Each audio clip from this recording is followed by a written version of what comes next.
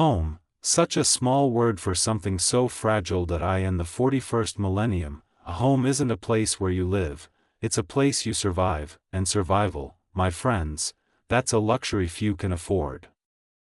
The story you're about to hear isn't about heroes in power armor or mighty battles in the stars. It's about a boy, a mother, and a world forgotten by the Imperium, where the sound of laughter has been replaced by the hum of factories and the prayers of the desperate. The sirens wailed long before dawn. Tiber's eyes opened to the familiar orange glow that bled through the cracks in their metal roof.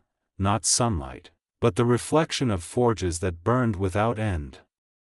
His home wasn't made of bricks or timber, it was a hab unit, a cube of cold metal stacked atop hundreds of others in the hive city of Desolium Magna. The walls sweated rust.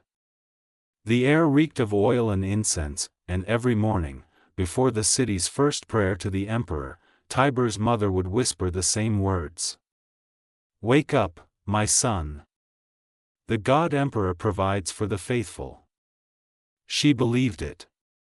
She had to. Belief was the only warmth left in a world where even the sun was hidden behind smog and ash. Tiber, barely 12, didn't believe. Not anymore. He'd seen too much. The skeletal workers who collapsed in the manufactoria and were carried away by servo skulls, the men in gray robes who took the unproductive to the lower levels, never to return, the endless noise that filled the air like a curse. Their home was one room. A single cot, a table of scrap metal, a flickering lumen strip above their heads, and a shrine, a rusted icon of the emperor, its paint long faded. Every night, his mother lit a candle before it, even if it meant going hungry one more day. And yet, there were moments, brief and fleeting, when this cold world softened, when she hummed the old Terran lullabies her grandmother had taught her. When the boy would watch the tiny flame dance in her eyes and almost forget that outside their walls, the hive screamed and groaned like a living beast. But that morning, something was different. A new decree echoed through the Vox speakers.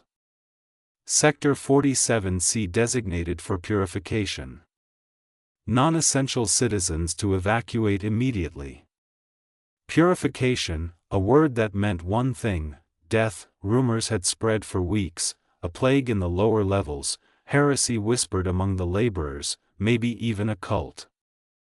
And now, the Imperium's response was swift and merciless. Tiber's mother grabbed a small satchel, a loaf of rationed bread, 2 bottles of recycled water, and her emperor icon. She took his hand.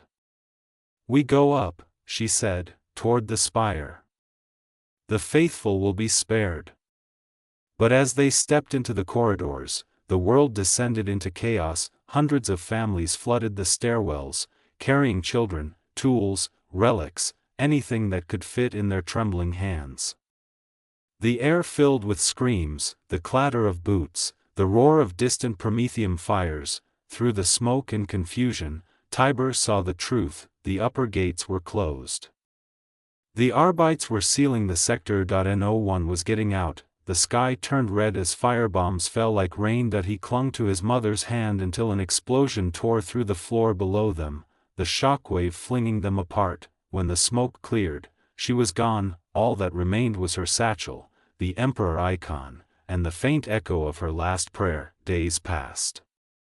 Maybe weeks. Time had no meaning in the ruins of Sector 47C.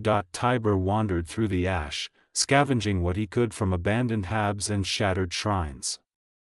Every night, he lit the small candle from his mother's pack and set the icon beside it. It became his ritual, not of faith, but of memory. He wasn't alone for long. Other survivors gathered, broken workers, lost children, even a wounded guardsman who had deserted his post. They built a shelter among the ruins, a patchwork of scrap and courage. They called it the Haven. It wasn't much, but it was something. They shared food, told stories of the stars, and whispered of hope, a dangerous word in the Imperium. One night, an inquisitorial patrol descended, black armor, white insignias, flammers ready. They accused the Haven of harboring heretics. Tiber stepped forward, trembling but defiant. "We're just trying to live," he said. "That's not heresy."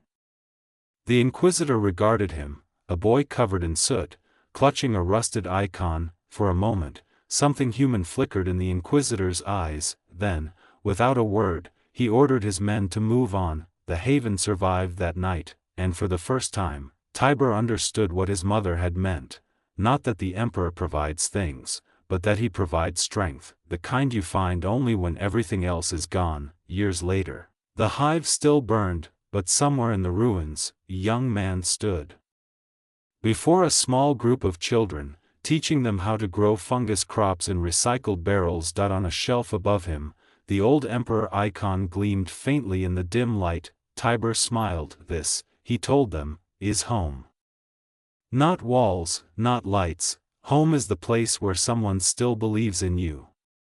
In the grim darkness of the far future, there is only war, but even then, there are places where humanity endures, homes made not of steel or stone, but of faith, love, and the will to keep going, no matter how dark the night becomes. Because in the end, that's what it means to live in Warhammer 40K.